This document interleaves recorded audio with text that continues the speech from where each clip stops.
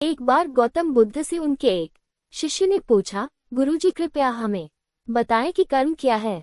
गौतम बुद्ध ने अपने शिष्य से कहा कि कर्म को समझने के लिए मैं तुम्हें एक कहानी सुनाता हूँ। इस कहानी से तुम समझ जाओगे कि कर्म क्या है।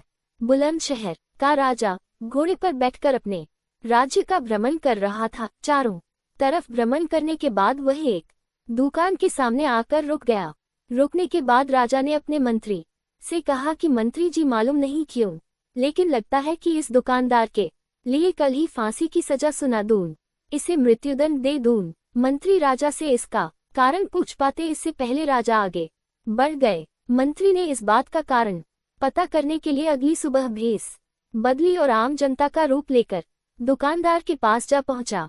दुकानदार चंदन की लकड़ी बेचने का काम किया करता था। मंत्री ने दुकानदार से पूछा कि उसका काम कैसे चल रहा है।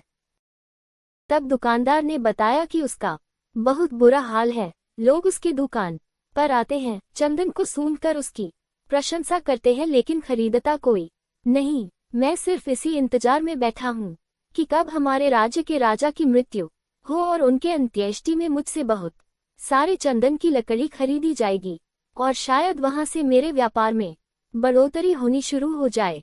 मंत्री को सारी बात समझ आ गई कि यही वह नकारात्मक विचार है जिसने राजा के मन को भी नकारात्मक किया।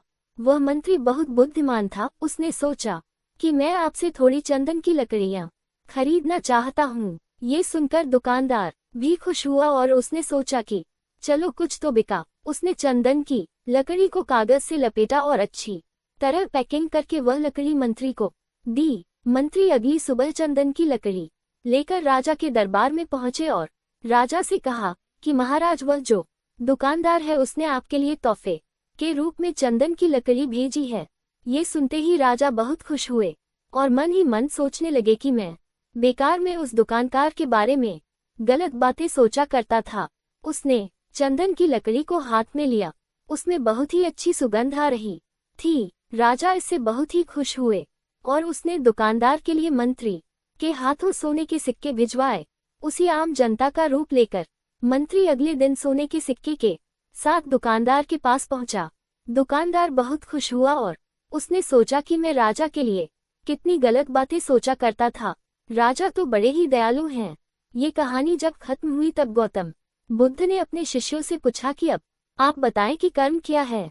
शिष्यों ने उत्तर देते हुए कहा कि शब्द ही हमारे कर्म हैं। हम जो काम कर रहे हैं वही हमारे कर्म हैं। जो हमारी भावनाएं हैं वही हमारे कर्म हैं। गौतम बुद्ध ने सभी शिष्यों के जवाब सुनने के बाद कहा, आपके विचार ही आपके कर्म हैं। अगर आपने अपने विचारों पर नियंत्रण करना सीख लिया तब आप महान बन जाते हैं। जब आप अच्छा सोचते हैं तब आपके साथ अच्छा होता भी है। आपके विचार ही आपको अच्छा या बुरा बनाते